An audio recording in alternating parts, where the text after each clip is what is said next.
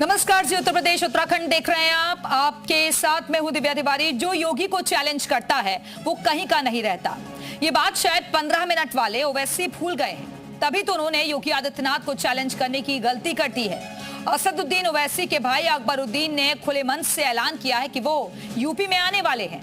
योगी तो स्वागत करेंगे लेकिन अतिथि बनकर आएंगे, लेकिन भड़काऊ बयान देंगे तो यूपी में डंडा भी चलता है।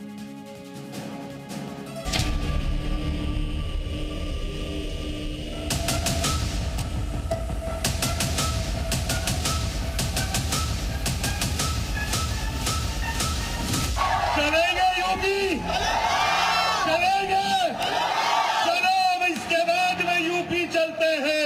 कि जितने भी हमदर्द थे वे सब परेशान हो उठे। अरे हवा का झोंका है, आया है चले जाएगा, छोड़ो। ना लीदने का ना थोपने का। कुछ लोगों के लिए आज भी उनका मत और मजहब बड़ा हो जाता है। मिस्टर योगी तैयार हो जाओ, यूपी भी आ रहा हो। चलेंगे यूपी, चलेंगे। सबक तुम्हें ऐसा सिखा देंगे कि तुम्हारी आने वाली पीढ़ी दंगा करना भूल जाएगी। योगी आदित्यनाथ को चैलेंज देने की कोशिश की गई है। यूपी में आकर झंडा गाड़ने का चैलेंज दिया गया है। तैयार हो जाओ, यूपी भी आ रहा हो। और वो भी लखनऊ से 1100 किलोमीटर दूर निजामाबाद से। चुनौती देने की कोशिश की है छोटे ओवैसी ने। अरे हवा का झोंका है, आया है चले जाएगा, छोड़ो। ना लीदने का ना थोपने का। क्या है शुभ वक्त गरम, देखो वक्त गरम नहीं हुआ। ये वही अकबरुद्दीन हैं जो 15 मिनट वाले बयान को लेकर विवादों में थे, जिसके चलते कई महीने तक कोर्ट के चक्कर लगाते रहे। पहले उन्होंने 15 मिनट वाली चुनौती दी थी जो फेल हो गई। अब योगी आदित्यनाथ को चुनौती देने की कोशिश कर रहे हैं।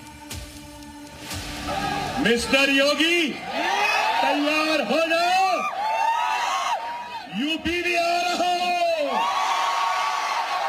चलेंगे यूपी, चलेंगे, चलो अब इसके बाद में यूपी चलते हैं और यूपी में अपनी ताकत अपने झंडे को गाड़ते हैं और सब झंडे को वहां भी लहराएंगे।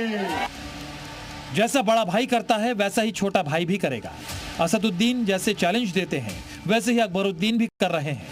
ये बात अलग है कि असदुद्दीन ओवैसी अपने छोटे भाई को तोप मानते हैं। छोटे छोटे, अरे छोटे को रोक के रखाओ,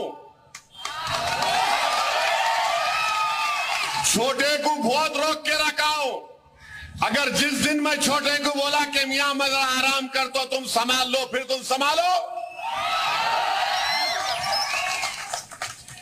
छोटे छोटे, तुमको मालूम ही क्या है छोटा क्या है नहीं मालूम, तुमको तोप है वो। अकबरुद्दीन यूपी आने का जिक्र इसलिए कर रहे हैं क्योंकि अगले साल यूपी में विधानसभा चुनाव होने वाला है और लग रहा है कि छोटे ओवैसी के मन में अभी से यूपी के चुनावी मैदान में उतरने की तमन्ना जाग उठी है। असदुद्दीन ओवैसी ने अपने तोप भाई को यूपी का अपना पिछला रिकॉर्ड नहीं बताया होगा और न ही अकबरुद्दीन ओवैसी ने अपने बड़े भाई का यूपी वाला पिछला रिकॉर्ड देखा होगा। अगर वो रिकॉर्ड देख लेते तो यूपी आने का बयान देना तो दूर, सपना भी नहीं देखते। अकबरुद्दीन ओवैसी 2017 और 2022 में उत्तर प्रदेश में चुनाव लड़ने के लिए आ चुके हैं, लेकिन 2017 में AIMIM 38 सीटों पर चुनाव लड़ी थी, लेकिन कोई भी सीट नहीं जीत पाई थी। 2022 में भी AIMIM ने करीब 100 सीटों पर चुनाव लड़ा, लेकिन कोई भी सीट नहीं जीत सकी। इसके बावजूद 2027 को लेकर छोटे ओवैसी के मन में उबाल मार रहा है। कुछ लोगों के लिए आज भी भारत की एकता और अखंडता से बढ़कर के उनका मत और मजहब बड़ा हो जाता है। वैसे योगी आदित्यनाथ को चुनौती देने की कोशिश चाहे राजनीति में हो या फिर कानून व्यवस्था में, कहीं कोई नहीं टिक पाता। कानून व्यवस्था को लेकर योगी आदित्यनाथ को चुनौती देने वाले दो चेहरों को देखिए। माफिया मुख्तार अंसारी, माफिया अतीक अहमद, दोनों अब दुनिया छोड़ चुके हैं। यूपी में अराजकता पर योगी को चुनौती देने वाला मौलाना तौकीर रजा जेल में है। यूपी में हिंदुओं से साजिश कर योगी को चुनौती देने वाला जलालुद्दीन उर्फ छांगुर सलाखों के पीछे है। और राजनीति में योगी को चुनौती देने की कोशिश करने वाले अखिलेश सत्ता से दूर हैं। अब इन आंकड़ों को देखकर भी अगर अकबरुद्दीन चैलेंज देने की सोच रहे हैं तो उन्हें यूपी के मुसलमानों को भी सुन लेना चाहिए। नेताओं में तो उसकी भी गिनती है। हम भी कह सकते हैं कि अकबरुद्दीन जूते की बराबर है हमारे। आप चुनाव लड़िए, ठीक है, आप पूरे प्रदेश में चुनाव, पूरे हिंदुस्तान में चुनाव लड़िए, मगर आप किसी को तंज करके चुनाव ना लड़िए। ऐसा जब ये भद्दा नहीं बोलेंगे तो कैसे जो है इनकी राजनीति चमकेगी। राजनीति चमकने का मकसद ही यही है कि जो अब जो है तो ये तो उन लोगों को अपनी गरिमा को देखना चाहिए, हम क्या कह रहे हैं, किसके बारे में क्या कर रहे हैं। ये वही लोग हैं जो देश में दंगा कराना चाहते हैं, देश में अराजकता फैलाना चाहते हैं। ये उत्तर प्रदेश है, योगी का सत्ता है और योगी के राज में इस तरह जो आप हिंदू मुस्लिम में दंगा कराना चाहते हैं, ये आपकी मानसिकता सोच दर्शाता है। और आप जिस तरह बोल रहे हैं ये समाज को तोड़ने वाला है। यूपी की चुनावी लड़ाई में 1 साल बचा है और ऐसा लग रहा है कि इसकी तैयारी सिर्फ यूपी ही नहीं हैदराबाद में भी हो रही है और इसके पीछे है सिर्फ और सिर्फ यूपी का 20% वोट बैंक। ब्यूरो रिपोर्ट, जी मीडिया।